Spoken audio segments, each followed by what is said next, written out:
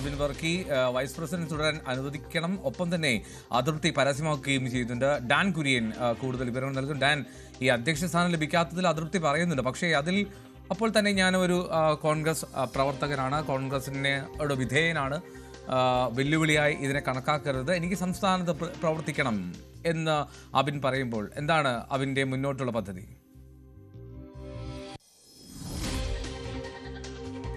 പാർട്ടിക്ക് ക്ഷീണമുണ്ടാക്കാത്ത തരത്തിൽ, എന്നാൽ തന്റെ വിയോജിപ്പ് കൃത്യമായി നേതൃത്വത്തിന് ബോധ്യപ്പെടുന്ന തരത്തിൽ, ഇങ്ങനെ രണ്ട് തരത്തിലാണ് ഇപ്പോൾ അബിൻ വർക്കി മാധ്യമങ്ങളോട് തന്റെ ഈ അധ്യക്ഷ സ്ഥാനം ലഭിക്കാതെ പോയതുമായി ബന്ധപ്പെട്ട് പാർട്ടിക്കുള്ളിലും വ്യക്തിപരമായുമുള്ള അമർഷം, അതൃപ്തി, വിയോജിപ്പ് പരസ്യമാക്കിയിരിക്കുന്നത്. അത് ദേശീയ നേതൃത്വത്തെയും ഐ ഗ്രൂപ്പും അതോടൊപ്പം അബിൻ വർക്കി നേരിട്ടും അറിയിച്ചിട്ടുണ്ട് എന്ന് തന്നെയാണ് നമുക്ക് ലഭിക്കുന്ന സൂചനകൾ. ഈ വാർത്താ സമ്മേളനം, അതായത് മാധ്യമങ്ങളോട് അബിൻ നടത്തിയ പ്രതികരണം മുഴുവൻ നമ്മൾ നോക്കിക്കാണുകയാണെങ്കിൽ അത് ചുരുക്കി, അതായത് രാഹുൽ ഗാന്ധി തുടക്കമിട്ട ഒരു തെരഞ്ഞെടുപ്പ് പ്രക്രിയ എന്ന വാക്ക് പലതവണ അബിൻ വർക്കി ആവർത്തിച്ചു. അതായത് തെരഞ്ഞെടുപ്പ് പ്രക്രിയയിലൂടെ 1,70,000-ത്തിലധികം വോട്ടുകൾ നേടി രണ്ടാം സ്ഥാനത്തെത്തുകയും അങ്ങനെ വൈസ് പ്രസിഡന്റ് ആവുകയും ചെയ്തയാളാണ് താൻ. അതിന് ഏതാണ്ട് 80 ലക്ഷത്തിലധികം രൂപ തന്റെ സഹപ്രവർത്തകർ കേരളത്തിന്റെ പല ഭാഗങ്ങളിലായി ചെലവഴിച്ചാണ് തന്നെ ഇത്രയധികം വോട്ടുകൾ നൽകി വിജയിപ്പിച്ച് രണ്ടാം സ്ഥാനത്തേക്ക് എത്തിച്ചത് എന്ന് അബിൻ ഒരിക്കൽ കൂടി ഓർമ്മിപ്പിക്കുന്നത് കൃത്യമായ ഒരു സൂചനയാണ്. ആ തെരഞ്ഞെടുപ്പ് പ്രക്രിയയാണ് അട്ടിമറിക്കപ്പെട്ടിരിക്കുന്നത് എന്ന് പരോക്ഷമായി പറഞ്ഞു വെക്കുകയാണ് അബിൻ വർക്കി. അതുകൊണ്ട് തന്നെയാണ് രാഹുൽ ഗാന്ധി തുടക്കമിട്ട ഒരു തെരഞ്ഞെടുപ്പ് പ്രക്രിയ എന്ന വാക്ക് പലതവണ അബിൻ വർക്കി ആവർത്തിച്ചത്. ഇതേ കാര്യം തന്നെയാണ് ദേശീയ നേതൃത്വത്തെയും ഐ ഗ്രൂപ്പിലെ മുതിർന്ന നേതാക്കളും അബിൻ ഉൾപ്പെടെയുള്ളവരും അറിയിച്ചിരിക്കുന്നത് എന്നതാണ് നമുക്ക് ലഭിക്കുന്ന സൂചനകൾ. ഒരുപക്ഷെ മാധ്യമങ്ങളോട് ഇത്തരത്തിൽ ഒരു മാന്യമായ രീതിയിൽ പാർട്ടിക്ക് ക്ഷീണവും കോട്ടവും തട്ടാത്ത തരത്തിലാണ് തന്റെ അതൃപ്തി പരസ്യപ്പെടുത്തിയിരിക്കുന്നതെങ്കിലും നേതൃത്വത്തോട് വളരെ വൈകാരികമായി തന്നെ അപമാനിക്കാനുള്ളൊരു നീക്കമാണ്, ഒതുക്കാനുള്ളൊരു നീക്കമാണ് ഉണ്ടായത് എന്ന തരത്തിലുള്ള ഒരു പ്രതികരണം അബിന്റെ ഭാഗത്തുനിന്നും മുതിർന്ന നേതാക്കളുടെ, ഐ ഗ്രൂപ്പിലെ മുതിർന്ന നേതാക്കളുടെ ഭാഗത്തുനിന്നൊക്കെ ഉണ്ടായിട്ടുണ്ട് എന്നാണ് നമുക്ക് ലഭിക്കുന്ന സൂചനകൾ. ഒരു ഘട്ടത്തിൽ അബിനോടൊപ്പം ഉണ്ടായിരുന്ന, അല്ലെങ്കിൽ അബിനെ അധ്യക്ഷനാക്കണമെന്ന് ആവശ്യപ്പെട്ടിരുന്ന ഭാരവാഹികളിൽ ചിലർ തങ്ങൾ രാജിവെച്ചൊഴിയുകയാണ് എന്ന തരത്തിലുള്ള ഒരു വെല്ലുവിളിയിലേക്ക് വരെ, അങ്ങനെ ഒരു വൈകാരികമായ തീരുമാനങ്ങളിലേക്ക് വരെ കടന്നതാണ്. പക്ഷേ ഇപ്പോൾ അങ്ങനെ ഒരു പാർട്ടിയെ പ്രതിസന്ധിയിലാക്കുന്ന തീരുമാനത്തിലേക്ക് പോകരുത് എന്ന് മുതിർന്ന നേതാക്കൾ അവർക്ക് നൽകിയൊരു കൃത്യമായ നിർദ്ദേശത്തെ തുടർന്നാണ് അവർ പിൻവലിഞ്ഞത്. പക്ഷേ കൃത്യമായ അതൃപ്തിയിൽ തന്നെയാണ്, അതൃപ്തി അവർ നേതൃത്വത്തെ അറിയിച്ചിട്ടുമുണ്ട്. അതോടൊപ്പം എടുത്തു പറയേണ്ട കാര്യം, അബിൻ ഈ വാർത്താ സമ്മേളനത്തിൽ എടുത്തു പറഞ്ഞത് താൻ ഒരു ക്രിസ്ത്യാനിയായി പോയതാണോ ആ പറ്റിയ തെറ്റ് എന്ന് അറിയില്ല. അതായത് ഈ സാമുദായിക സമവാക്യങ്ങളാണ് അബിൻ വർക്കിക്ക് വെല്ലുവിളിയായതെന്ന് നമ്മൾ ഇന്നലെ മുതൽ തന്നെ വാർത്തകൾ നൽകിയതാണ്. അങ്ങനെയെങ്കിൽ യൂത്ത് KSUവിന്റെയും അതോടൊപ്പം KPCCയുടെയും തലപ്പത്ത് ക്രൈസ്തവ ന്യൂനപക്ഷ പ്രതിനിധികൾ ഇരിക്കുമ്പോൾ യൂത്ത് കോൺഗ്രസിന്റെ തലപ്പത്തേക്ക് കൂടി അങ്ങനെ ഒരാൾ എത്തിയാൽ അത് സാമുദായിക സമവാക്യങ്ങൾ മാറി മറിയും എന്ന തരത്തിൽ ഒരു പ്രചാരണം, അത് അബിന്റെ സാധ്യതകൾക്ക് മങ്ങലേൽപ്പിക്കുന്ന തരത്തിലുള്ള വലിയൊരു പ്രചാരണം നടന്നിരുന്നു.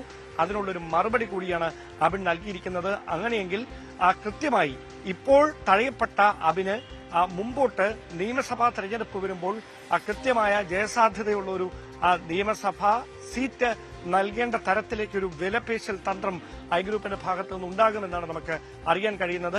അതിന്റെ കൂടി നീക്കങ്ങളുടെ ഭാഗമായാണ് ഈ പരസ്യമായ പ്രതികരണവുമായി അബിനും അബിന്റെ ഒപ്പമുള്ളവരും രംഗത്തെത്തുന്നത്.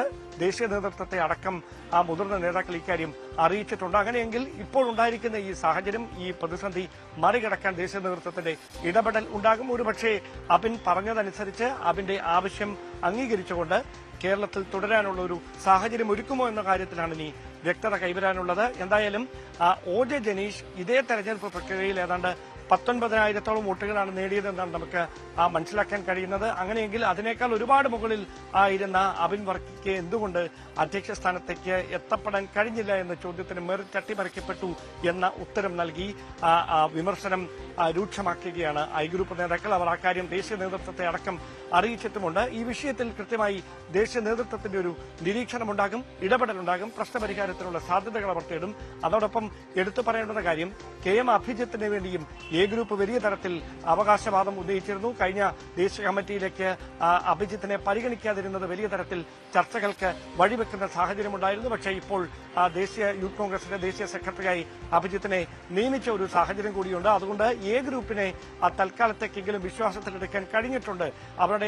അവരെ ഒരു ഒത്തുതീർപ്പിലേക്ക് എത്തിക്കാൻ കഴിഞ്ഞിട്ടുണ്ടെന്ന് വലിയൊരു ആശ്വാസത്തിലാണ് നേതൃത്വമുള്ളത്. പക്ഷേ അബിൻ വർക്കിയുടെ കാര്യത്തിൽ തുടർന്ന് എന്ത് തീരുമാനം ദേശീയ നേതൃത്വത്തിന്റെ ഭാഗത്തുനിന്നുണ്ടാകുമെന്നതാണ് അറിയാനുള്ളത്. യൂത്ത് കോൺഗ്രസിന്റെ ദേശീയ നേതൃത്വം അതോടൊപ്പം കോൺഗ്രസ് ഹൈക്കമാൻഡും ഈ വിഷയത്തിൽ ഉചിതമായ ഒരു ഇടപെടൽ നടത്തുമെന്ന പ്രതീക്ഷയിലാണ് ഐ ഗ്രൂപ്പും അബിൻ വർക്കിയും.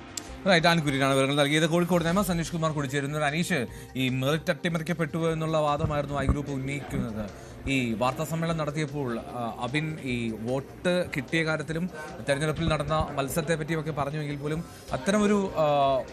ഒരു കാര്യം, ഒരു സംഭവമുണ്ട് എന്നുള്ള ഒരു ഉന്നയിക്കൽ ഇവിടെ ഉണ്ടായോ?